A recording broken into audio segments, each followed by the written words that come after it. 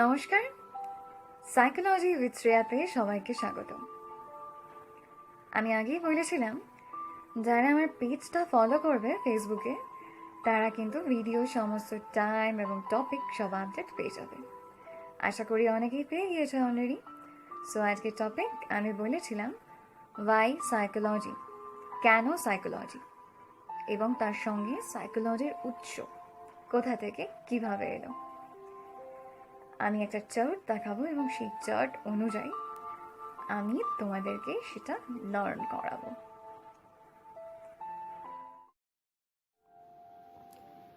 মনোবিদ্যা অর্থাৎ সাইকোলজি, এই বিষয়টি কিন্তু একদম শুরুতে বিজ্ঞানের শাখা হিসেবে বিকাশ লাভ করেনি। শুরুতে সাইকোলজি ছিল ফিলসফি অর্থাৎ দর্শনের একটি শাখা। সর্বপ্রথম একদল দার্শনিক বলেন মনোবিদ্যা হল আত্মা সম্পর্কীয় বিজ্ঞান অর্থাৎ সায়েন্স অফ সোল। সাইকোলজি শব্দটি এসেছে গ্রিক শব্দ সাইকি এবং লোগোস থেকে। সাইকি অর্থাৎ সোল বা আত্মা, লোগোস মানে বিজ্ঞান বা সায়েন্স অর্থাৎ আত্মা সম্পর্কীয় বিজ্ঞান। কিন্তু এই মতামত সর্বজনগ্রাহ্য হয় না, কারণ বিজ্ঞানের লক্ষ্য হল পর্যবেক্ষণ, পরীক্ষণ, কৌশল, নীতি, নিষ্ঠা। কিন্তু আত্মাকে তো পর্যবেক্ষণ পরীক্ষণ করা যায় না। তাহলে আত্মাকে কখনোই বিজ্ঞান বলা যাবে না। সুতরাং এর থেকে পরিষ্কার বোঝা যাচ্ছে মনোবিজ্ঞান শুধুমাত্র আত্মা সম্পর্কীয় বিজ্ঞান হতে পারে না। এবার চলে আসি তার পরবর্তী পর্যায়ে। এরপর আর একদল গ্রিক দার্শনিক বলেন মনোবিদ্যা মন সম্পর্কীয় বিজ্ঞান অর্থাৎ সায়েন্স অফ মাইন্ড। এদের মধ্যে ডেকার্তের নাম উল্লেখযোগ্য। তাদের মতে আত্মা সম্পূর্ণরূপে দর্শনের একটি গুরুত্বপূর্ণ অধ্যায়, কিন্তু মন বলতে মানসিক প্রক্রিয়াকে বোঝায়। এক্ষেত্রে মানব আচরণের দৈহিক প্রক্রিয়ার কোনো প্রকার ব্যাখ্যা না থাকায় এই মতামত সম্পূর্ণরূপে গ্রহণযোগ্য হয় না। দৈহিক প্রক্রিয়া বলতে প্রাণীর আচার আচরণকে বোঝানো হয়েছে। এর পরবর্তী পর্যায়ে মনোবিদ্যাকে চেতনার বিজ্ঞান হিসেবে চিহ্নিত করা হয় অর্থাৎ সায়েন্স অফ কনসিয়াসনেস।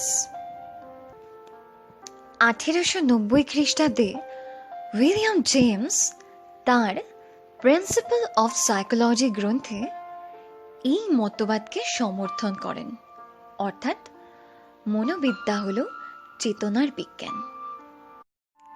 এছাড়াও হবস, উন্ড, টিটেনার এরাও এই মতবাদকে সাপোর্ট করেন। কিন্তু এক্ষেত্রে প্রশ্ন হল চেতনা কেবলমাত্র মনের একটি স্তর, তাহলে আরো বাকি যে স্তর অর্থাৎ অবচেতন, প্রাকচেতন, এই স্তরগুলির ব্যাখ্যা কি করে পাব? কারণ মনোসমীক্ষণবাদী সিগমুন্ড ফ্রয়েডের মতে মনের 3টি স্তর, কনশাস, আনকনশাস অ্যান্ড প্রিকনশাস, সচেতন, প্রাকচেতন এবং অবচেতন। সুতরাং মনোবিদ্যা শুধুমাত্র চেতন স্তরের অস্তিত্ব নির্ভর নয়। এক্ষেত্রে আবারও বাহ্যিক আচরণ, দেহগত প্রক্রিয়া এবং বিভিন্ন মনোবৈজ্ঞানিক পদ্ধতি, পরীক্ষণ, পর্যবেক্ষণ, এই বিষয়গুলো নিয়ে কিন্তু প্রশ্ন থেকেই যায়। কাজেই মনোবিদ্যাকে শুধুমাত্র চেতনার বিজ্ঞান হিসেবে ব্যাখ্যা করা যায় না। 19বিংশ শতাব্দীর শুরুতে আবার মনোবিদ্যা সম্পর্কে নতুন কিছু ব্যাখ্যা পাওয়া যায়। সেই সময় মনোবিদ্যাকে আচরণের বিজ্ঞান হিসাবে চিহ্নিত করা হয়, অর্থাৎ বিহেভিয়ারাল সায়েন্স বা সায়েন্স অফ হিউম্যান বিহেভিয়ার। 1905 সালে মনোবিদ ম্যাকডুগাল প্রথম আচরণ শব্দটা ব্যবহার করেন। তিনি বলেন, মনোবিদ্যা প্রাণীর সজীব আচরণ অনুশীলনকারী বিজ্ঞান। সজীব অর্থাৎ অ্যাক্টিভ। 1913 সালে মনোবিদ জেবি ওয়াটসন বলেন, মনোবিদ্যা আচরণ অনুশীলনকারী বিজ্ঞান। তার মতে আত্মা, মন, চেতনা, শুধুমাত্র এই শব্দগুলো মনোবিজ্ঞানের ব্যাখ্যা হতে পারে না। জেবি ওয়াটসন বলেন, উদ্দীপকের দ্বারা দেহ উদ্দীপিত হয়ে প্রতিক্রিয়া করে, অর্থাৎ স্টিমুলাস দ্বারা দেহ স্টিমুলেট হয়ে রিঅ্যাক্ট করে। এই প্রতিক্রিয়াই হলো আচরণ। অর্থাৎ মনোবিদ্যা উদ্দীপক প্রতিক্রিয়া সম্পর্কিত বিজ্ঞানের সাথে সংযুক্ত। এর বেশ কিছুটা সময় পর 1949 সালে ম্যাকডুগাল মনোবিদ্যাকে আচরণ সম্বন্ধীয় বিষয়নিষ্ঠ বিজ্ঞান হিসেবে ব্যাখ্যা করেন, অর্থাৎ science of the behaviour of living things. তিনিও জেবি ওয়াটসনের মতো জীবদেহের আচরণকে উদ্দীপক প্রতিক্রিয়া সূত্রের দ্বারাই ব্যাখ্যা করেন। ম্যাকডুগাল জীবদেহকে একটি যান্ত্রিক কার্যকারিতার সঙ্গে তুলনা করেন। ঠিক যেমন যন্ত্র সুইচ অফ অন নির্দেশ দ্বারা পরিচালিত হয়, ঠিক সেরকমই জীবদেহ উদ্দীপক প্রতিক্রিয়া দ্বারাই পরিচালিত। মনোবিদ্যার বিকাশের এই পর্যায় থেকে বর্তমান সময় পর্যন্ত মনোবিদ্যাকে আচরণের বিজ্ঞান বা বিহেভিয়ারাল সায়েন্স হিসেবে গণ্য করা হয়। আজকের ক্লাসের গোটা বিষয়টাকে যদি সারসংক্ষেপ করি তাহলে বলা যায়, বিজ্ঞান সর্বদা নিয়ম, নীতি, নিষ্ঠা, কৌশল, অনুসন্ধান, গবেষণা প্রভৃতির দ্বারা নিয়ন্ত্রিত এবং সার্বজনীন। সার্বজনীন এই কারণে এই মুহূর্তে বাড়ির যে কোনো একটা সুইচ বোর্ডে আমি যদি গিয়ে লাইটের সুইচটা অন করি, সেক্ষেত্রে লাইটটি জ্বলবে এবং এই একই কাজ অন্য যে কোনো ব্যক্তি করলে একই প্রতিক্রিয়া হবে। সুতরাং বলা যায় বিজ্ঞান সার্বজনীন।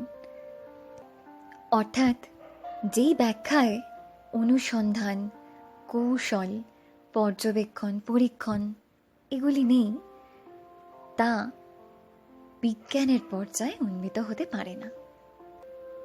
সেই কারণেই প্রথম পর্যায়ে যখন গ্রিক দার্শনিকরা মনোবিদ্যাকে আত্মার বিজ্ঞান, মনের বিজ্ঞান বা চেতনার বিজ্ঞান হিসেবে ব্যাখ্যা করেন, সেক্ষেত্রে বৈজ্ঞানিক কার্যকলাপের অনুপস্থিতি থাকায় সেই ব্যাখ্যা গ্রহণযোগ্য হয় না।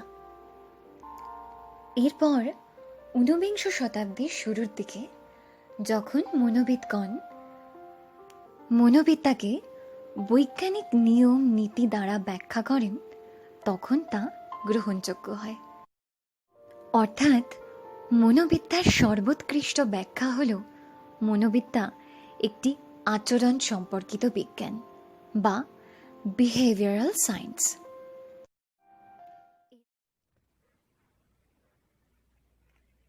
আজকের অনলাইন ক্লাস এই পর্যন্তই। যারা যারা আমার অনলাইন টিউশন ব্যাচে জয়েন করতে চাও, তারা নিজেদের ডিটেল দিয়ে আমাকে পিং করতে পারো আমার পেজে গিয়ে, কিন্তু প্লিজ সেখানে নিজের ডিটেলটা দিতে ভুলো না। কারণ ওটা তো একটা পারপাসই। তো সেই পারপাসটা ফুলফিল করার জন্য যা দরকার সেটাই করতে হবে। কাজেই সেখানে নিজের ডিটেল দিয়ে আমাকে মেসেজ করো।